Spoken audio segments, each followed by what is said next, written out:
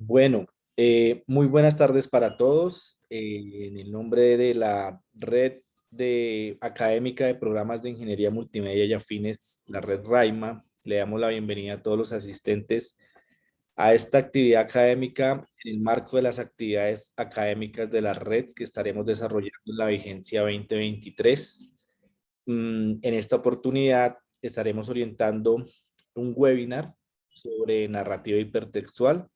A todos los asistentes les damos la bienvenida y los invitamos en primer lugar a consultar la página de nuestra red en www.redraima.com.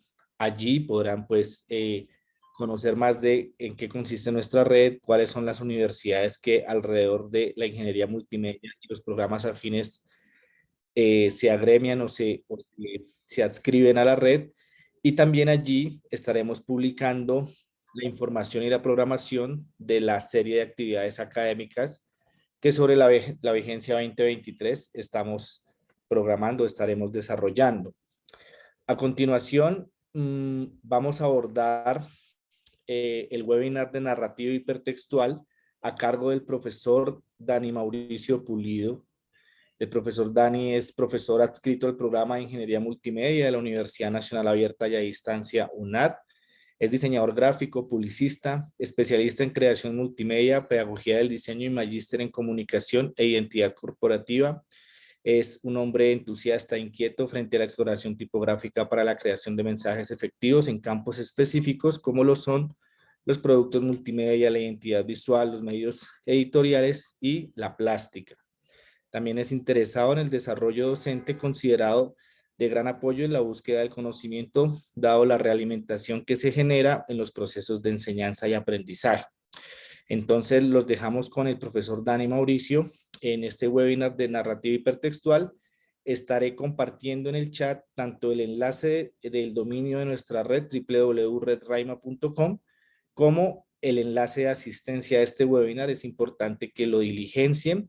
Y al final del evento dejaremos un espacio para preguntas y también dejaremos el enlace de evaluación del evento para que ustedes allí puedan, digamos que diligenciar también este aspecto. Entonces, profesor Dani, bienvenido y quedamos pues a tus órdenes. Juan Gabriel, muchas gracias. Bueno, a todas y todos, muy buenas tardes. Espero estén muy bien. Un poquito lluvioso hoy por aquí, por Bogotá, aunque no es raro, y más con fenómeno de la niña a bordo, pero bueno, lo importante es que estamos conectados. Me entusiasma muchísimo ver que están entrando más y más. Entonces, vamos a arrancar de una con este tema de las narrativas hipertextuales. Les agradezco a todas y todos que cualquier pregunta, inquietud que vayan teniendo, si quieren, por favor, la van relacionando en el chat. Con eso, al final de la charla, pues charlamos un ratico en torno precisamente a sus inquietudes, observaciones, aportes y demás. Entonces, pues nada, arranquemos con este tema de la narrativa hipertextual. ¿Por qué la narrativa hipertextual y qué relación tiene precisamente con los procesos de creación interactiva? Pues realmente terminan siendo la base, ¿no? Cada vez que hablamos en un proceso creativo sobre las narrativas, básicamente termina siendo la relación de entender de, bueno, ¿cómo es el cuento que vamos a echar? Y para elementos interactivos, para productos digitales, productos multimediales, pues el hecho de construir una narrativa contundente nos va a ayudar en muy buena manera a que nuestros usuarios realmente generen un vínculo con nuestros productos, servicios interactivos, ¿vale?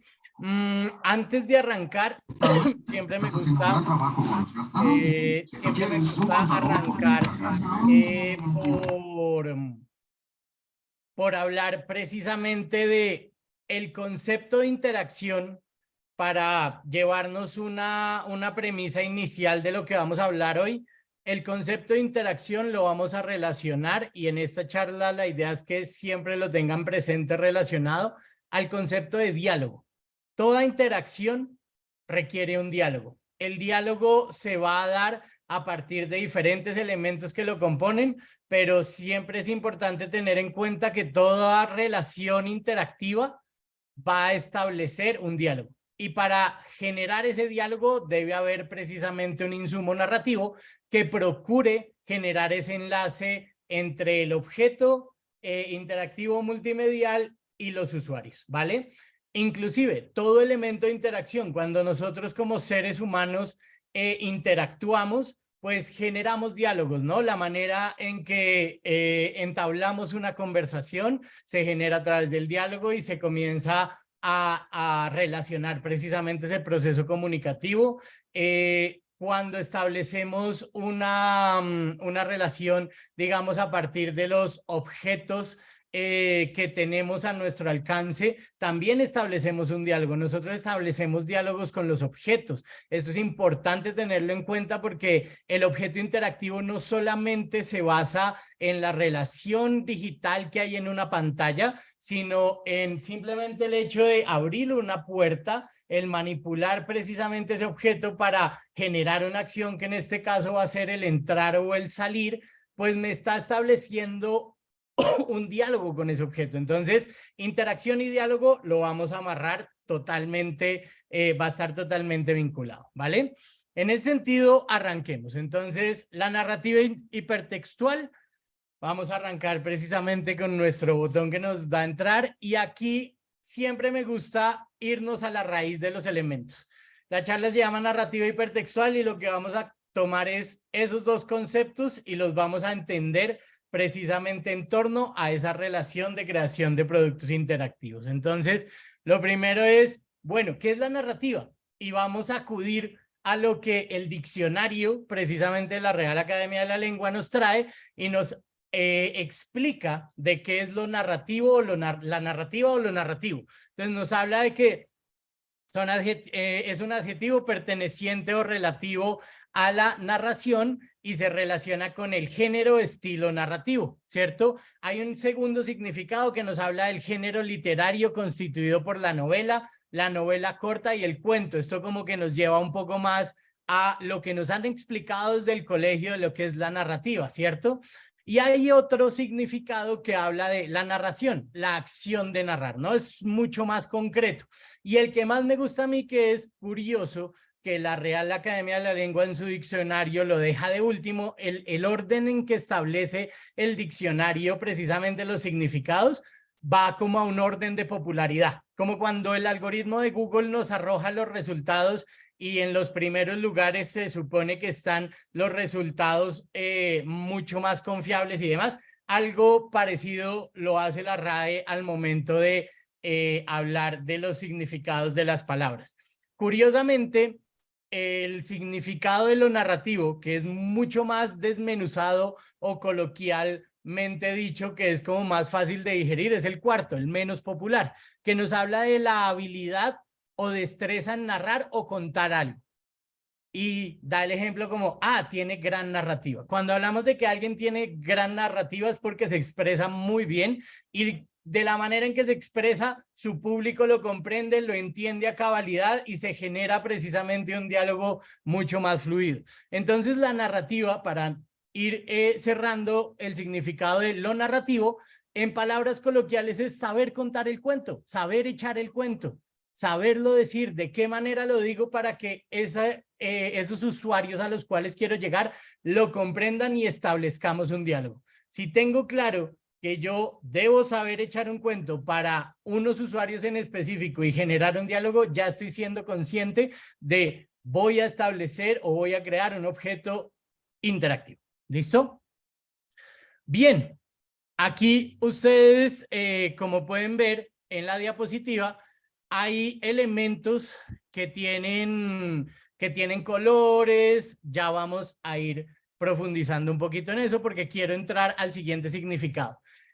El concepto de hipertexto. Y para este simplemente hay un solo significado. No hay cuatro como nos lo explicaban en lo narrativo, sino hay un solo significado que viene tomado desde la informática. El concepto hipertexto viene tomado desde la informática y nos habla que es un conjunto estructurado de textos, gráficos y demás, unidos entre sí por enlaces y conexiones lógicas. Entonces aquí ya nos están diciendo que el hipertexto es un conjunto estructurado de textos. Los textos, por ejemplo, no solamente refieren al texto escrito o al texto oral, sino también habla a lo visual, ¿cierto? Yo puedo hablar de que un texto, un cuadro es un texto, sí, una fotografía es un texto, sí, un producto audiovisual es un texto, sí, porque realmente el concepto texto se apropia precisamente a los elementos de la comunicación, ¿vale?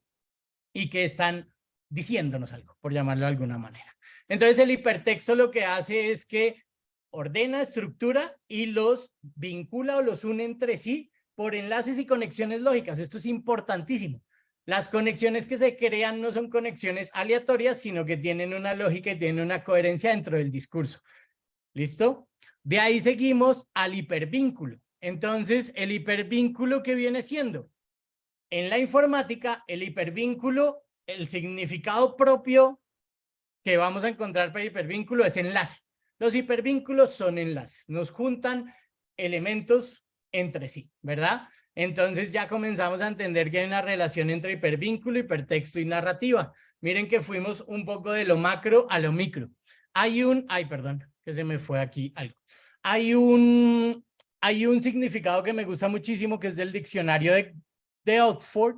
Ese diccionario de Oxford lo compila Google a nivel digital y él va más allá de explicar el hipervínculo. No dice simplemente es un enlace, sino que habla de el vínculo asociado a un elemento de un documento con hipertexto que apunta a un elemento de otro texto u otro elemento multimedia. Entonces miren cómo es importante al momento de entender, digamos, el significado de los conceptos, que uno ya se puede llevar a hacer conjunciones o se lleva a hacer ciertas conclusiones en torno a, bueno, ¿en qué contexto nos vamos a adentrar? Entonces, el hipervínculo, claro, es un enlace, pero es importantísimo porque es el que nos va a ayudar a crear hipertextos. Entonces, ahí ya comenzamos a entender, un hipertexto está creado por hipervínculos o enlaces. Entonces, cada vez que hacemos clic en la pantalla de nuestro computador o hacemos tap en nuestros dispositivos móviles, estamos realmente haciendo que esos hipervínculos nos conecten la información que estamos buscando, nos conecten esa información con una finalidad, echar el cuento, saber echar el cuento, ¿cierto? Entonces, ahí entendemos la importancia, por ejemplo, de los CTAs, de los Call to Action, porque son los que nos van a ayudar a que nuestros usuarios encuentren de manera más fácil esos hipervínculos para lograr enlazar la información y que el mensaje que queremos construir sea más claro. Entonces, vuelvo y repito, hipervínculo, hipertexto y narrativa. Entonces, comenzamos de lo micro a lo macro. Las narrativas, precisamente hipertextuales, van a eso, a cómo he hecho el cuento a partir de hipertextos. O sea, literalmente es eso, cómo echar el cuento a partir de hipertextos, ¿cierto?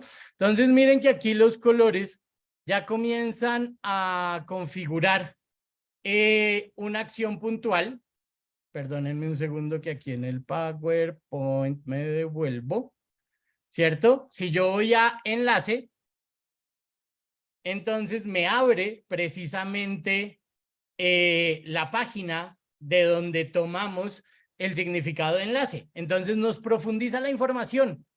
Ese diccionario que me decía hipervínculo es un enlace y cuando entro a enlace entonces me va arrojando precisamente la información que voy buscando y así comienzo a tener palabras claves. Si yo voy picando en mi presentación en los elementos que están en color magenta, son hipervínculos que creé para precisamente comenzar a comprender cómo un hipervínculo me ayuda a configurar una información mucho más compleja, ¿vale?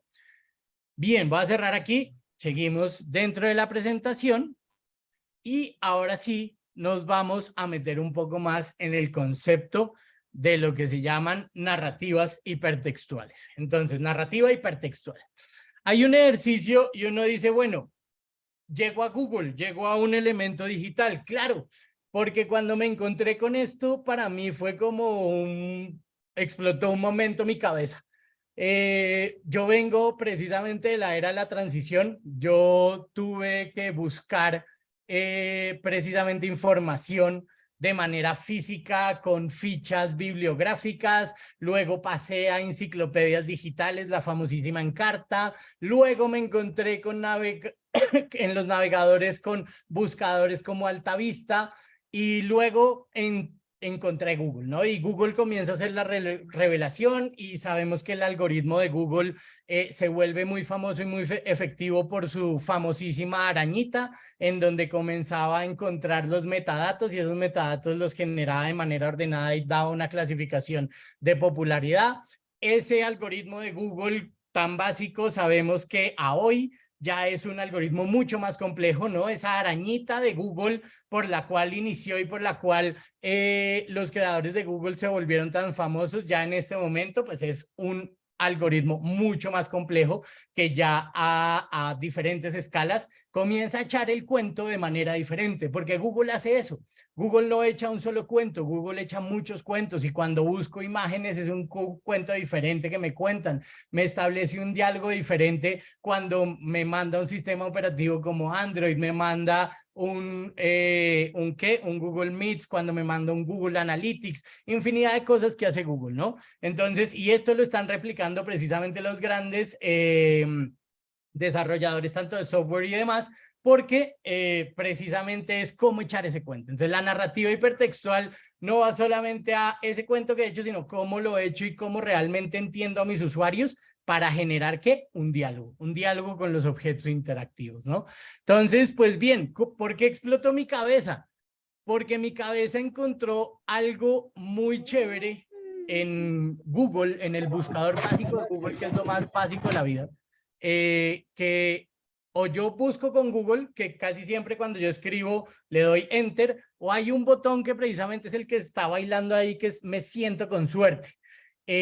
Por favor, ahí en el chat váyanme contando si alguno alguna vez contó con suerte o se aventó a cliquear este botón y a ver qué pasaba. Vamos a hacer de hecho de una el ejercicio. Voy a pasar aquí. Por ahí Nelson dice, varias veces se ha sentido con suerte. De hecho, vamos a hacer el ejercicio acá. Miren que aquí tengo mi navegador y vamos a buscar, no sé, a mí me gusta mucho el fútbol, Selección Colombia, ¿cierto? Cuando yo le doy enter, de una vez el buscador de Google me arroja los resultados. En este caso, él me arroja un elemento destacado en el cual me habla de los partidos que ha tenido la selección, me manda noticias destacadas que esto es de pago y me manda el primer resultado, termina siendo el Twitter de la selección Colombia. Ah, no, perdón, este también es un destacado. El Instagram de la selección Colombia, curiosamente, es el primer resultado de la búsqueda de Google. Ahora bien, nos vamos a devolver. Voy a poner selección Colombia. Selección Colombia. Yo sí lo escribí bien para que nos arrojara. Ah, sí, es el Instagram. Miren que es el Instagram. Ahí podemos ver que va a entrar al Instagram de la selección. Y ahora vamos a hacer el mismo ejercicio. Selección Colombia. Pero ahora no le voy a dar enter, sino que le voy a dar me siento con suerte. Voy a tener suerte. Antes era me siento con suerte. Ahora le cambiaron a voy a tener suerte. Cuando le doy clic a voy a tener suerte, miren que me está redireccionando al Twitter, al primer resultado. Perdón, el primer resultado no era Instagram, sino Twitter. Vamos a buscar fenómeno de la niña para que quede fenómeno de la niña 2023. Y miremos que el primer resultado es este de WMO, ¿cierto? Organización Meteorológica Mundial, y que me carga de una esta página que me habla sobre el fenómeno de la niña. Vamos a hacer de nuevo el ejercicio. Fenómeno de, caray, fenómeno de la niña 2023, de la niña 2023, y voy a tener suerte. Miren que él me manda ese aviso de redireccionamiento, me manda precisamente, o a ver, esta de Relief, que en teoría debería ser la primera, fenómeno, niña, voy a tener suerte, y me manda a los primeros resultados. Aquí está dando algo del aviso de redireccionamiento, seguramente es que tiene algún tipo de bloqueo, pero les invito a que hagan la prueba en sus casas, que cuando uno le da el botón de voy a tener suerte, él ya no te da todas las alternativas de la búsqueda, sino que te manda siempre a la más popular. Esto no lo han quitado y uno dice, ok, ¿de qué manera Google está generando confianza en sus usuarios? El hecho de tener ese botón ahí es cómo me cuentan el cuento, ¿no? Cómo me están comenzando a generar un diálogo de, ¿quieres que te dé muchos resultados o confías plenamente en mí? Y si confías plenamente en mí, te voy a arrojar el resultado más popular y vas a poder ver la información del resultado más popular y desde ahí seguir navegando a través de qué, de los enlaces, ¿no? Entonces, miren precisamente cómo se vuelve interesante el echar en cuenta. Algo tan sencillo como una búsqueda se puede volver algo que es cero monótono y que inclusive la herramienta te está dando alternativas para tú tomar decisiones y establecer ese diálogo, ¿no?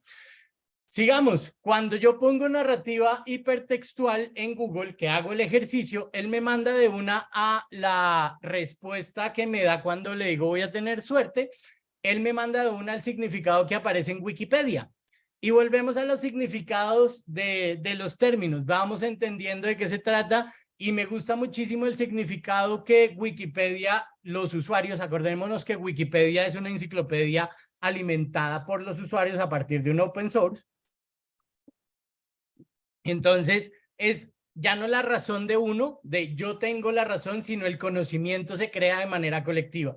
Eso termina siendo Wikipedia. Miren Wikipedia cómo cuenta el cuento, a partir de las colectividades, cómo las personas tenemos conocimiento que podemos compartir en la red y podemos alimentar una plataforma en donde al principio Wikipedia dejaba mucho que desear, ¿no? Uno veía una cita de Wikipedia y como que la veracidad de la información era un poco difícil de creer, pero ha tenido tanta fuerza y esta información ha sido corroborada por expertos y demás que en el mismo Wikipedia opinan o editan o ajustan precisamente los significados y se vuelve mucho más confiable. ¿Por qué? Porque volvemos al hecho de cómo el conocimiento de muchos puede estar precisamente construyendo ese diálogo, ¿no? Entonces, se nos habla que la narrativa hipertextual se denomina hiperficción. Y aquí comenzamos a jugar un poco con temas como la hiperficción, que es, hablamos que la ficción es un constructo artificial, ¿cierto? Una representación de las realidades de manera artificial, algo que en teoría no existe cuando vemos la ciencia ficción y en películas como Yo Robot o en películas como Her, ya la inteligencia artificial estaba por ahí develándose. La ciencia ficción es hermosa porque es como la profetisa de lo que va a pasar unos años más adelante. Años atrás, escritores como Ray Bradbury estaban hablando de que en esta época ya los carros iban a ser autónomos y ya estamos viendo desarrollos de carros autónomos. Entonces, la construcción de ficciones nos ayuda a establecer precisamente miradas hacia el futuro desde la información que tenemos en el presente y la proyectamos. Entonces, cuando habla de que la narrativa hipertextual se denomina hiperficción, estamos hablando más allá del constructo, ¿no? El hiper es mucho, ¿verdad? El hiper es grande, entonces es como una ficción magna, entonces es una construcción mucho más allá y habla hiperficción o narración hipertextual a las narraciones mediante hipertexto, ¿no? Entonces volvemos a lo mismo. Hipertexto, y aquí como creamos un hipertexto nos devuelve al significado de hipertexto, ¿verdad? Hipertexto, es decir, compuestas por un conjunto de fragmentos de texto que en algunos casos se llaman lexías. Los invito a que consulten en su computador el significado de las lexías. ¿Cierto? Hay varios significados, pero es importante como comenzar a revisar en literatura qué son las lexías y eso comienza a darnos precisamente a entender qué son esos conjuntos de fragmentos de texto que relacionados entre sí por enlaces, o sea, no son textos aleatorios, sino son pequeños textos que se relacionan entre sí por hipervínculos, ¿cierto? Y de esa manera comienzan a generar ese cuento. y se caracterizan por no tener un único camino establecido. Esto es importantísimo. La narrativa tradicional es lineal, nudo, inicio y desenlace, ¿cierto? Inicio, nudo y desenlace, perdón. Inicio, nudo y desenlace. Eso nos enseñaron en el colegio. Entonces, había una vez un sapito que la novia lo dejó y un gato se lo comió, ¿verdad? Inicio, nudo y desenlace. Entonces, como que a partir de esa relación de lo que es narrativa, la narrativa hipertextual nos dice, no tiene un único camino establecido, no es lineal. La narrativa hipertextual para nada es lineal. Lo que menos quiere la narrativa hipertextual es ser lineal. ¿Por qué? Porque tiene a los hipervínculos, tiene a los enlaces para configurar hipertextos, ¿cierto? Entonces se caracterizan por no tener un único camino establecido por el autor, sino que deja al lector, y miren aquí lo importante, acá podemos cambiar la palabra lector por usuario, ¿cierto? Usuaria o usuario. Deja al usuario o al lector la capacidad de elegir su camino entre varios posibles. Entonces aquí la manera de contar el cuento se vuelve más interesante, porque ya no es inicio, nudo y desenlace, sino que pueden ser múltiples inicios, 2 nudos y 50 desenlaces. O un solo desenlace, pero muchos nudos y 2 inicios, ¿no? Entonces, la narrativa deja de ser lineal y se comienza a ramificar, se comienza a volver precisamente una serie de ramas, como los multiversos, ¿no? Los multiversos son narraciones hipertextuales. ¿Quién nos trajo los multiversos de manera popular al cine? Pues los cómics, ¿no? Los cómics desde el impreso nos comenzaron, y la ciencia ficción, volvemos a la ciencia ficción, nos comienzan a decir que no estamos en un único tiempo y espacio, sino que hay muchas líneas de tiempo, o sea, pueden haber muchos Danis en este momento en diferentes acciones al mismo tiempo, en el mismo escenario, pero realizando diferentes acciones, y ahí como que uno se vuela la cabeza, ¿no? Ese multiverso de los cómics es algo fascinante porque nos brinda alternativas y nos brinda la capacidad de elegir y de que como usuarios queramos entender, y cómo ese salto en el tiempo comienza a romper paradigmas y cómo las paradojas se vuelven en un elemento fundamental, ¿no? Cuando el señor Peabody se encuentra a sí mismo en otra línea de tiempo, genera una paradoja, y esa paradoja se supone que lo que hace es que rompe las líneas o abre fracturas en el tiempo y espacio, y eso se vuelve una vaina fenomenal que podríamos estar hablando aquí como muchísimo, pero bueno, lo importante es entender eso. Hay muchos inicios, hay muchos nudos, hay muchos desenlaces, ¿vale? Ahí lo importante es que el autor lo tenga presente, brinde las alternativas al usuario y el usuario tenga la capacidad de elegir.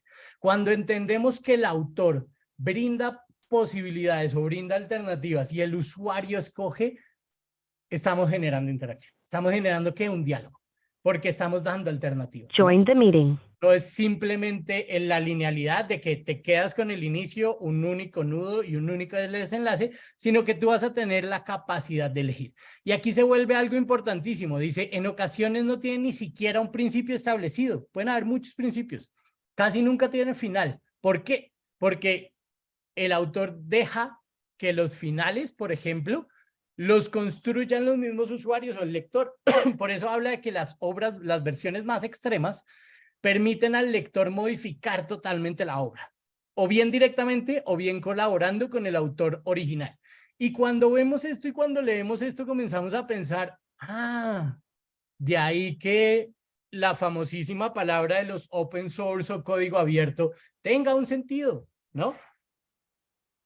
No es simplemente romper los monopolios por romperlos, es entender que de manera colaborativa podemos crear. Entonces, las narrativas hipertextuales tienen como un aire socialista, ¿no? Un aire de todos podemos colaborar y todos tenemos la capacidad de recrear y establecer múltiples diálogos.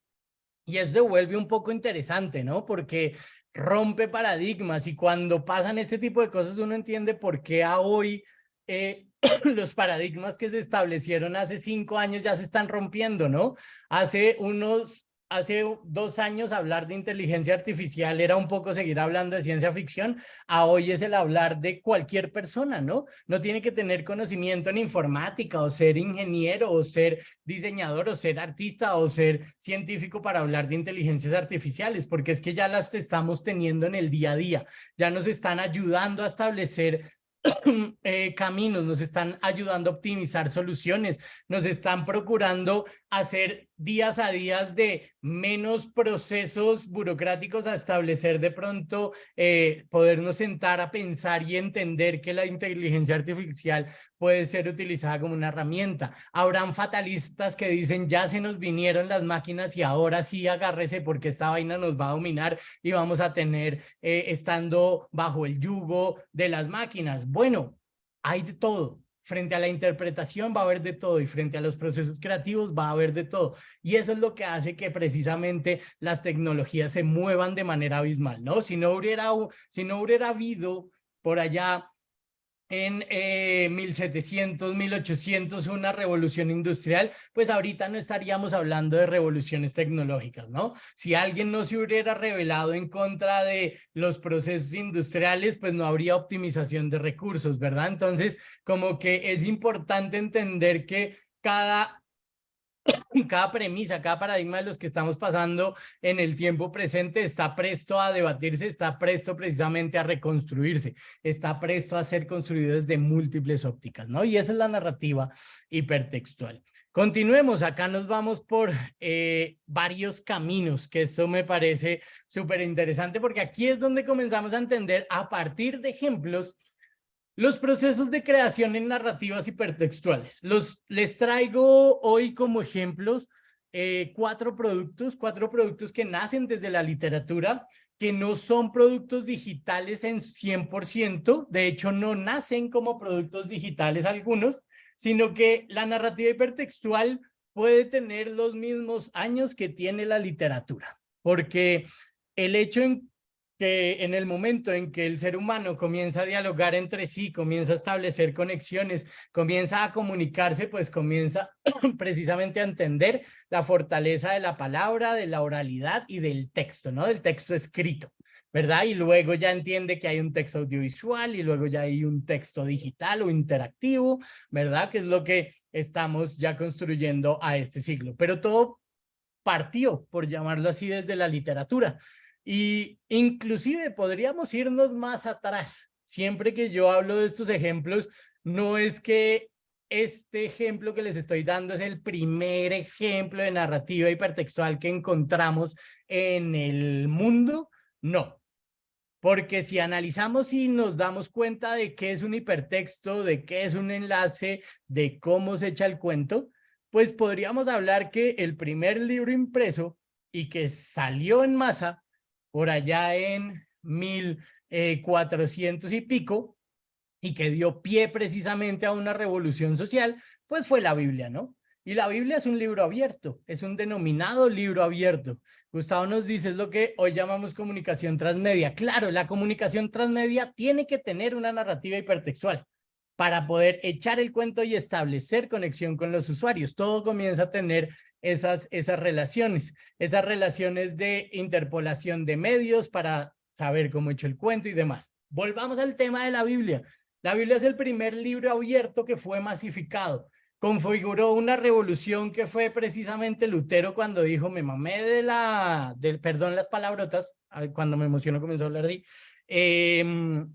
me cansé de estar precisamente en el régimen y esto lo tiene que saber todo el mundo y tiene que saber cómo nos manipulan y demás, y bueno, se comienzan a ramificar algunas de las religiones, otras ya estaban establecidas y se comienza, digamos que, a entender que las creencias también son un acto de respeto y son un acto en el cual tenemos que entender que como seres humanos podemos tener libertad de credos y demás. Pero bueno, la Biblia es un libro abierto porque es un libro a la libre interpretación, es un libro que no es lineal, porque precisamente se leen diferentes versículos y yo puedo saltar de un versículo a otro y puedo saltar del Apocalipsis a San Mateo, a Judas, etcétera, etcétera, ¿cierto? Entonces puedo despertarme hoy y abrir cualquier página y esa página ese versículo me puede estar diciendo algo a mí o puedo interpretarlo como que me estuviera diciendo algo a mí o algo a los demás. Entonces es abiertísimo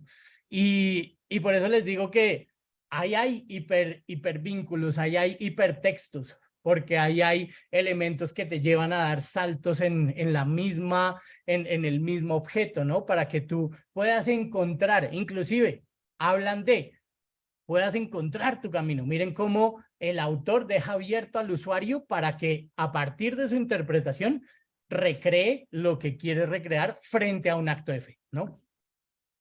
Pero me gusta centrarlo a que hay uno que ya tiene esas intenciones tácitas, ¿no? La Biblia es a la interpretación, pero aquí, por ejemplo, en Rayuela, que es de un escritor latinoamericano, espero todas y todos lo conozcan, si no lo conocen, si no han oído hablar de él, se los mega recomiendo, Julio Cortázar, ¿verdad? Julio Cortázar, argentino él, en 1963 rompió el paradigma de la novela, ¿no? Las novelas en literatura son construcciones lineales, perdón, son construcciones lineales que pueden partir desde la ficción o la documentación, pero te plantean precisamente una historia. Pero ¿qué pasa en Rayuela y por qué Cortázar la rompe? Porque Cortázar dice, esto va a ser un juego, ¿no? Entonces, la Rayuela nace en 1963, se publica, ¿sí? Y algo muy interesante de este libro, es un libro físico, no tiene botones, no se le puede dar tap, es simplemente a partir de las instrucciones, y ahí es cuando más adelante vamos a hablar de algoritmos, a partir de instrucciones comienza a comprender qué es un hipervínculo, qué es un enlace y cómo hace que el usuario tenga la autonomía y libertad de ir hacia un lado a otro. Entonces, algo importantísimo en una construcción interactiva, dar una instrucción, ¿no? Entonces, Rayuela, cuando tú comienzas a leer Rayuela, te da una instrucción sencilla y te dice, puedes hacer una lectura lineal, como de costumbre, como te enseñaron a hacerlo, ¿no? Y solo de los capítulos 1 al 56, o sea, ya te está dando una instrucción en, si tú quieres leer este libro de manera lineal, vas a poderlo leer del capítulo 1 al 56. En cuyo caso apenas conocerás una historia. Entonces te está diciendo, yo te voy a echar el cuento. Si tú lo quieres hacer de manera lineal, eres libre. Lee el capítulo 1 al 56 y te encontrarás con una historia. Pero si sigues el tablero de dirección propuesto por el autor, puedes iniciar o inicia en el capítulo 73 y vas a dar saltos de un fragmento a otro. Entonces, ¡pum! Esto ya rompe, porque ya te está diciendo, puedes leerlo lineal y vas a llegar hasta acá y vas a encontrarte una cosa. Puedes iniciar en el 73 y de ahí tú mismo vas a ir construyendo. Entonces, ¿aquí qué pasa? Él estableció 3 fragmentos de la novela. Él habla de que hay una estructura visible en 3 grandes partes. Del lado de allá, del lado de acá y de otros lados. Entonces, o lo lees lineal, o lo lees como yo te digo, o lo construyes como te dé la gana. Entonces, él lo que procura es jugar con el lector y no jugar de la manipulación, sino jugar de que precisamente el lector tenga la capacidad de tomar criterio, de sentar un criterio y de tomar decisiones para él mismo construir unas múltiples historias, ¿verdad? Por lo tanto, se vuelve un libro exquisito, porque no es un libro de una sola lectura, es un libro de múltiples lecturas, es un libro que va a generar precisamente diálogo entre los lectores entre sí, porque, oiga, yo construí esto de esta manera, oiga, yo lo construí de esta otra. Va más allá del diálogo con el objeto, a generar y a procurar y a invitar al usuario a que interactúe también con los demás usuarios y se den cuenta de cómo están construyendo esas múltiples historias. De ahí que el nombre sea Rayuela. La Rayuela es lo que nosotros aquí popularmente jugábamos cuando chiquitos de la golosa, ¿no? La piedrita o el avioncito que llamaban, en el cual yo daba saltos y tenía que ir precisamente generando retos, ¿no? Entonces se vuelve el término de juego no por la manipulación, sino por la capacidad que va a tener el lector de construir esas múltiples historias. Unos años más adelante, en el 79, existió y aún existen estos libros que fueron libros realizados para un público juvenil, porque se estaban dando cuenta que como que los jóvenes se aburrían y como que estaban cansados de la linealidad y les mandó estos famosos libros de Elige tu propia historia. Ese Elige tu propia historia comenzaron la publicación, la primera publicación que se hizo de este libro fue en inglés, era Choose Your Own Adventure, y sale de una serie de libros juveniles de hiperficción explorativa. Chévere este término y por eso lo dejo como un hipervínculo, porque la hiperficción explorativa es alternativa o es paralela a la narración hipertextual y lo que va es un poco al principio de cómo el lector puede invitarse a que explore, a que comprenda o a que cree precisamente sus alternativas, a que tome decisiones, ¿no? Y estos libros eran denominados librojuegos, ¿cierto? Y allí el lector toma decisiones de cómo actuar o cómo el personaje va a actuar y se modifica la historia. Entonces, ahí lo ponen a elegir. ¿Tú quieres que el personaje haga esto o haga aquello? Muy seguramente para los aficionados a los juegos de rol, a los RPG, pues esto les va a sonar, ¿no? Dungeons and Dragons, narrativa hipertextual. De hecho, vi hace poquito que sacaron una película, toca verla para ver qué tal está. Muchas veces las adaptaciones audiovisuales de los juegos pueden ser una buena excusa o a veces puede como que no tanto, ¿no? No pasa un poco con Silent Hill, pero bueno, no vamos a hablar de eso, seguimos ahí en varias cosas. Pero Dungeons and Dragons es eso, construcciones de narrativas hipertextuales. En el 80, un año después, fue tan popular este libro que se sacó la edición en español. Se llaman Elige tu propia historia, ¿cierto? Y va a eso, hay múltiples historias. Inclusive después varias editoriales, yo me topé en una feria del libro acá en Bogotá con un libro que era de Indiana Jones. Entonces, pues en ese momento, pues yo soy generación 80s y 80s y 90s, Indiana Jones era un mega héroe genial y pues tenerlo del cine, atraerlo en el libro y que el libro te diera instrucciones para saltar de un lado a otro y tú tomar las decisiones de Indiana Jones para ver en qué camino querías que se fuera tu héroe favorito, pues se vuelve una vaina espectacular, ¿no? Entonces, producto literario, producto impreso en papel que tiene hipervínculos. Entonces, ahí es donde comenzamos a entender que el diálogo, que es el que genera el proceso interactivo, no es un elemento solamente de las pantallas o de los elementos digitales.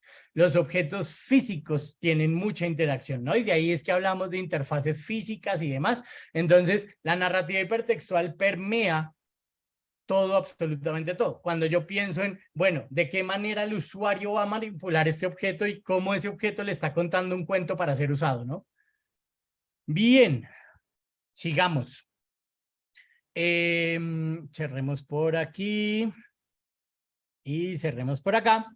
Luego, en el 81, miren que fue del 60, rápidamente damos el paso al 81, en el cine, ¿no? En el cine, que entendemos el cine ya como un elemento multimedia por naturaleza, dado a que estimula más de un sentido, ¿no? El cine estimula la visión y estimula el audio, ¿cierto? Ya ahorita los que tienen más cositas, pues estimulan más sentidos, pero aquí hay una coyuntura bien interesante y es que este producto en particular se considera como uno de los primeros productos multimedia que sale para la masa, ¿no? Y es la película Poliéster. Es una película del año 81. El director es John Waters y a él le da por inventarse un dispositivo análogo que se llama el odorama. Y el odorama precisamente es un dispositivo que cuando tú pagabas tu tiquete en el cine, te entregaban un tablerito como el que ven ahí en el cual yo di clic. Eso es un tablerito en cartón que tenía unos números. Y se volvió muy interesante. ¿Por qué? Porque cuando tú entrabas al cine Entonces estabas estimulando visión, estabas estimulando el sonido y además te iban a estimular el olfato. ¿Por qué? Porque en la película, cuando iban, por ejemplo, la actriz principal iba caminando, de repente se cerraba el cuadro y estaba pisando un chicle, ¿no? Y cuando pisaba ese chicle, levantaba y se veía la elasticidad del chicle y de repente te decía, raspe el número 4. Entonces tú le hacías caso a la instrucción, raspabas el número 4 y te olía chicle. Entonces, ¡pum!, se estimula otro sentido, producto multimedia, estamos estimulando 3 sentidos y se vuelve mucho más cercano ese diálogo, porque ya la película te está dando más alternativas desde la narrativa y te está diciendo, huela. Lo curioso era cuando había un olor fétido, ¿no? Cuando había un olor desagradable que de repente alguien levantaba el brazo y se acercaba y había un primer plano y te decía raspe el número 9. Entonces tú tienes la capacidad de o quieres enfrentarte al olor o lo dejas pasar, pero pues si te enfrentas, precisamente la relación va a ser mucho más como estimulante, ¿no?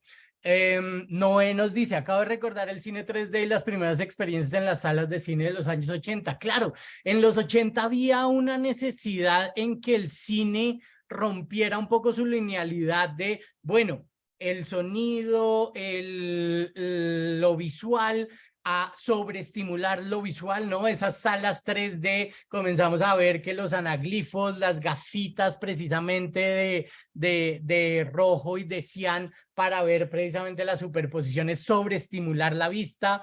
Digamos que este odorama se vuelve un poco más pionero y se vuelve un poco más arriesgado porque no te está sobreestimulando un sentido que ya estás tomando en cuenta, sino que te está dando la alternativa de otro sonido, ¿no? Ahorita tenemos esas salas que se mueven y a mí personalmente las odio porque como que es tanta la sobreestimulación del movimiento que a veces uno no aprecia, y si a eso le añado gafas 3D y además que algunos sistemas de esos se supone que te mandan agüita porque cuando salpica tú vas a sentir la sensación, bueno, para usuarios, pues precisamente hay usuarios que sí les gusta tener esa sobreestimulación, a nosotros que no, pero es interesante entender cómo las salas dynamics que te mueven, te echan agüita y demás, y que lo estamos viendo ahorita con los óculos, ¿no? Entonces, miren que esto comienza a tener esos antecedentes y es la manera de contar ese cuento.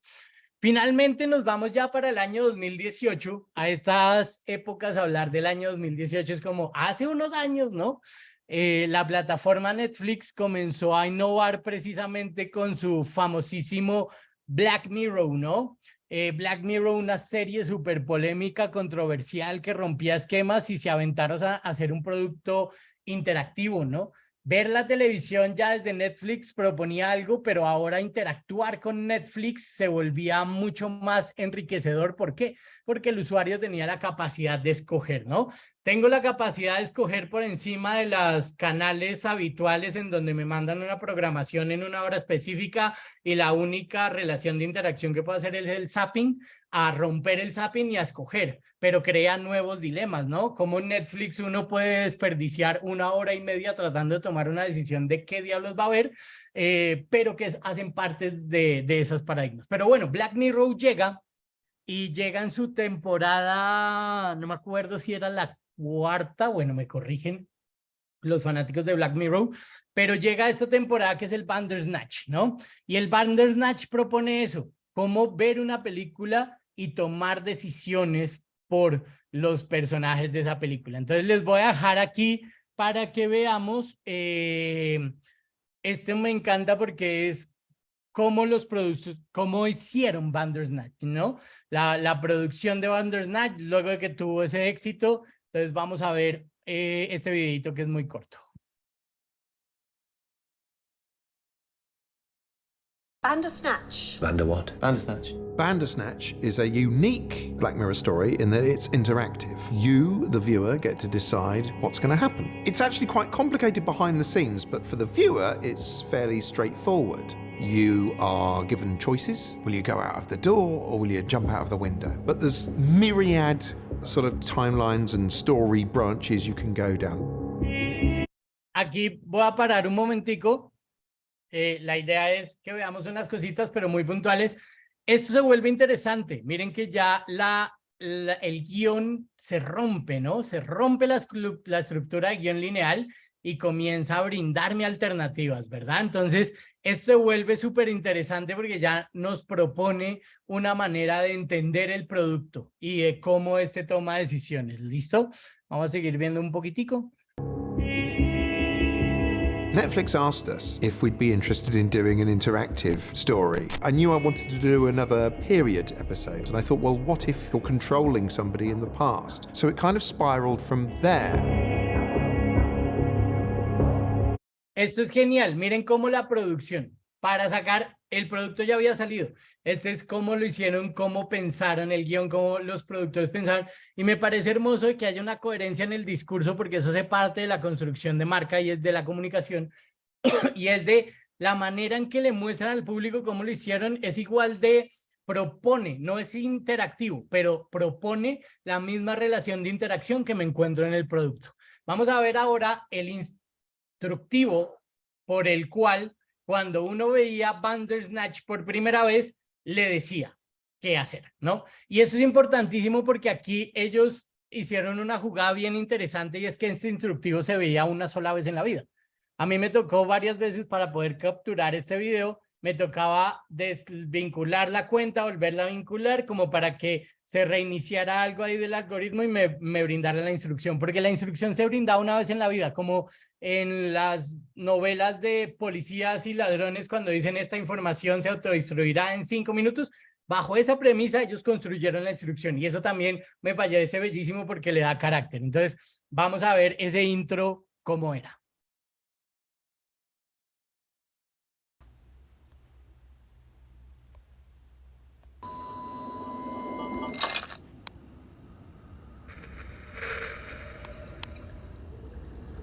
Esta es una película interactiva donde las opciones que escojas alteran la historia. Mientras las observas, habrá momentos donde aparezcan opciones en la parte inferior de la pantalla. Para escoger, solo presiónala.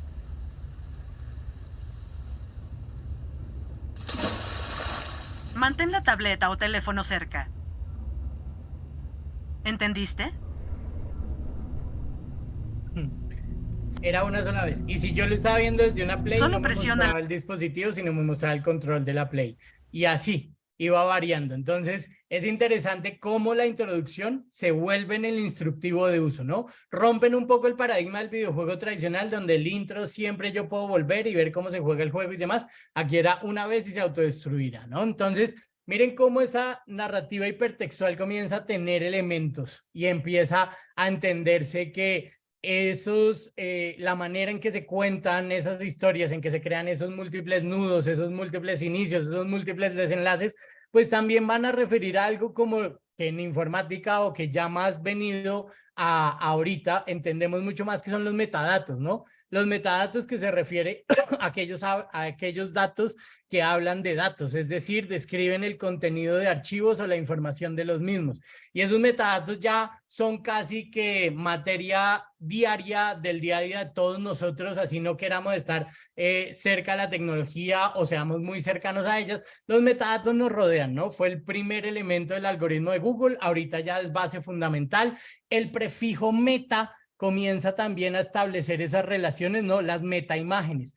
¿Qué es una selfie? Una metaimagen. Y si yo me tomo una selfie frente a un espejo, pero le estoy tomando la foto al espejo, ahí tengo una imagen dentro de otra imagen, ¿no? Y si, por ejemplo, en el espejo, cuando me tomo la foto, le estoy tomando la foto al espejo, pero también estoy mostrando un cuadro como el que tengo detrás, pues hay imagen dentro de imagen, dentro de imagen, dentro de imagen. Entonces se vuelve algo exquisito el cómo los metadatos o las metaimágenes o los metaaudios se pueden convertir en un elemento precisamente de elaboración. Y todo esto necesita una estructura sistémica. Ya para ir finalizando, esa estructura sistémica que no la da el famosísimo algoritmo.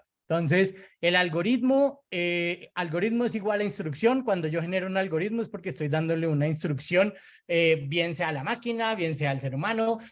Cuando nos dicen cómo tomar un Transmilenio, nos están dando un algoritmo. Cuando nos están enseñando a manejar, nos están dando un algoritmo. Los algoritmos nos rodean y no son ajenos a la narrativa hipertextual. De hecho, son la base de construcción de la narrativa hipertextual. Eso que ven a su izquierda es el algoritmo del guión de Bandersnatch. Ese no lo hicieron ni siquiera los creadores de Bandersnatch. Ese fue hecho por los mismos usuarios.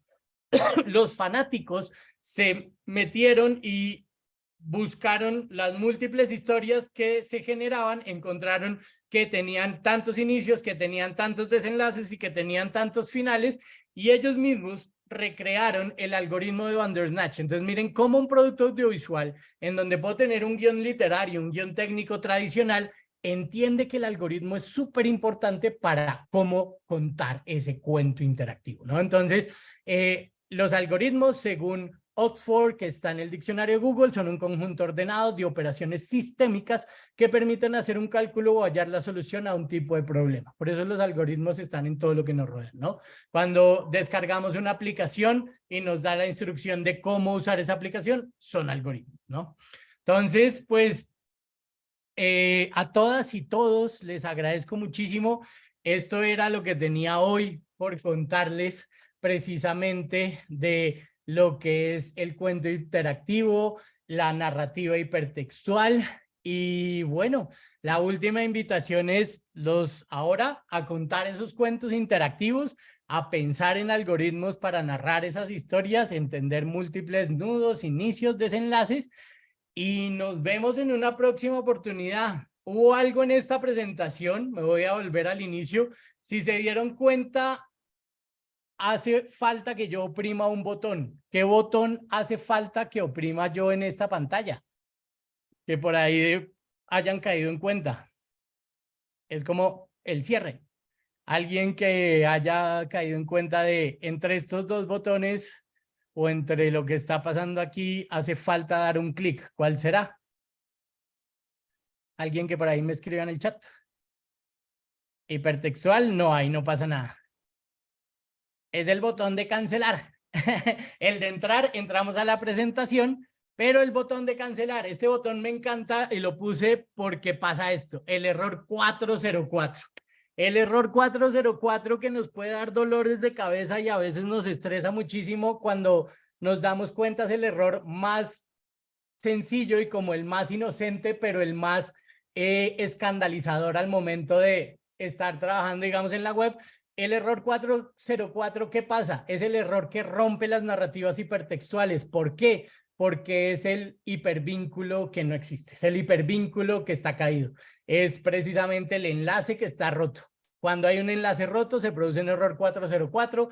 Cuando oprimimos ese hipervínculo y nos sale error 404, se nos acaba el mundo, pensamos que nos hackearon y demás. Es el error más inocente, pero es muy significante en la medida en que es un enlace roto.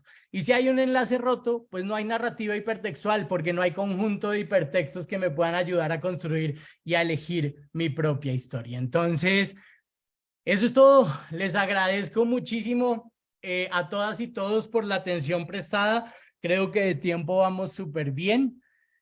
Voy a leer que por ahí vi algunas preguntitas. Los que tengan preguntas, inquietudes, aquí por el chat con todo gusto. Por ahí, aquí alguien me preguntó, Camilo, ¿consideras Wikipedia una fuente de información válida para las investigaciones y etcétera?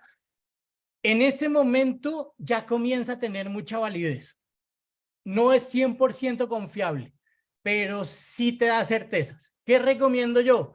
Que si ves algo en Wikipedia, más que citarlo y darte la bendición y confiar que esa información esté bien, consulta los hipertextos que Wikipedia tiene. En la parte de abajo Wikipedia tiene referencias y es que como es un proceso colaborativo, cuando yo estoy dando el significado de eso, yo coloco unas referencias bibliográficas en las cuales me basé para decir lo que estoy diciendo en Wikipedia. Entonces Wikipedia lo que te propone es créeme, pero también consulta las raíces de dónde estoy dándote yo esa información. Entonces, Wikipedia a hoy es mucho más confiable que hace unos años y muy seguramente mañana va a ser mucho más confiable que hoy. Entonces, en esa construcción colectiva se va ganando confianza en la medida en que la gente que alimenta la plataforma, que somos todos, porque todos podemos ser editores en Wikipedia, pues seamos honestos con la información que estamos depositando allí, porque esa información que estamos depositando ahí va a ayudar a muchos otros en sus tareas, va a ayudar a que ellos conozcan, a que ellos se enteren precisamente de cosas. Entonces, es válida en la medida que yo reitere que esa información a partir de sus referencias sí tiene la validez que necesito para la investigación, ¿vale? Les recomiendo entonces ir diligenciando el formulario de asistencia. Gustavo hablaba de lo de transmedia y como les digo, las narraciones hipertextuales están en los procesos transmedia, tienen que estar, son la premisa fundamental, ¿cierto? Noé nos dice, en la creación de narrativas transmedia es imprescindible la interdisciplinaridad entre la literatura e informática. Claro, la transmedia es una conjunción de muchas disciplinas al igual que el multimedia. Y la narrativa hipertextual precisamente es la que hace que esas mentes del ingeniero, del literato, del diseñador, del artista, del sociólogo, se concentren para saber cómo echar ese cuento a partir de hipervínculos. Gracias a todos por los comentarios. Nelson nos pregunta, ¿qué desafíos enfrenta la narrativa hipertextual en términos de creatividad, estructura y coherencia narrativa? Mi querido Nelson, ¿qué retos propende la narrativa hipertextual? Que tú comprendas que no hay un solo inicio, un nudo y un desenlace, sino que te des la pela de entender que puedes brindar alternativas y que tú no eres el propio dueño de la obra. Que si tú la obra la dejas más abierta, si tú el producto lo dejas abierto a que el usuario pueda manipularlo como un open source, pues ya no es solamente el creativo o el autor de la obra, sino las múltiples interpretaciones que están reconstruyendo cada día esa obra. De ahí la importancia del trabajo colaborativo, porque uno puede decir, se vuelve un disparate, pero es lo que pasa con los cadáveres exquisitos. En la vanguardia del surrealismo, el cadáver exquisito es un elemento de detonación creativa fundamental porque a partir del concepto de aleatoriedad salen coherencias. A partir de eso que pensamos que es incongruente, salen congruencias. En la medida en que uno sepa cómo esos elementos al reconstruirse pueden tener precisamente contundencia y coherencia y pueden hacer o estimular a mi usuario para que él lo siga construyendo, para que él lo siga usando. No sé si dejé clara esa duda ahí. Muy bacana, muchas gracias. Miremos, nos envían la grabación. Juan Gabriel, creo que sí, ¿cierto? ¿Estas dónde quedarían depositadas? Bueno, pues Dani, muchas gracias por la conversación, por la charla muy interesante, el webinar del día de hoy. Sí, vamos a gestionar a través de nuestra página de la Red Raima, www.redraima.com, que podamos tener el repositorio de los webinars que estaremos desarrollando. Aprovecho para comentarles que en la página, en el espacio de webinars, en la parte superior, ya se encuentra disponible la información del siguiente webinar que tendrá lugar el 19 de abril del 2023 a las 5 p.m. También trata de narrativas, es a cargo del ingeniero Carlos Alberto Rocha Castaño, narrativas digitales y su influencia en productos multimedia, para que de una vez pues se vayan agendando y todos pues están súper invitados a nuestro próximo webinar. No sé si tengas algo más que decir, Dani. No, a todas y todos agradecerles muchísimo el que los haya podido tener ahí conectados echándoles el cuento, porque en sus reacciones me doy cuenta que funcionó. Entonces, a todas y todos les agradezco muchísimo la atención prestada. Estoy súper atento a lo que requieran y muy feliz de haber estado en este webinar con ustedes y ser parte precisamente de la construcción de de este programa de Ingeniería Multimedia que nos va a traer, que nos trae cosas muy, muy, muy positivas y que bueno, ya pensar en multimedia en este país no es una locura como unos años atrás, sino que son realidades y somos más los que estamos entendiendo todo esto para construir al fin de cuentas un país que tiene mucho por hacer y que es misión de nosotros el hacerlo. Entonces, a veces decimos, son los países de afuera los que hacen, pero Colombia puede hacer mucho, por eso a veces los ojos en tecnología están puestos en Colombia, no solo por una ubicación geográfica, sino porque las mentes creativas de este país somos capaces de hacer cosas muy interesantes y de lograr cosas bien bacanas. Entonces, bienvenidos a este mundo multimedia, espero que hagan muchas narrativas hipertextuales, que me las compartan, que me chismeen y nos estamos hablando. Juan Gabriel, a ti mil gracias por la invitación. Perfecto, no, Dani, fue un placer. A todos los asistentes, pues les agradecemos mucho su oportuna asistencia el día de hoy. También les agradecemos a todas las universidades vinculadas a la red académica de programas de ingeniería multimedia y afines RAIMA, quien pues gestiona este espacio académico para el bienestar de todas nuestras comunidades. No olviden consultar el sitio web de la red www.redraima.com. En el chat se los dejamos y también en el chat colocamos el enlace de la evaluación del evento para que si es menester de ustedes, pues por favor nos apoyen con el diligenciamiento. Con esto pues daríamos terminado este espacio académico programado para el día de hoy y no olviden que el próximo 19 de abril a las 5 de la tarde tendremos nuestro webinar del mes de abril de la red Raima para que por favor lo consulten en la página web. Con esto daríamos terminado el encuentro por el día de hoy. Buena tarde para todos y feliz resto de día. Muchas gracias. Gracias a todos y todos. Una feliz tarde.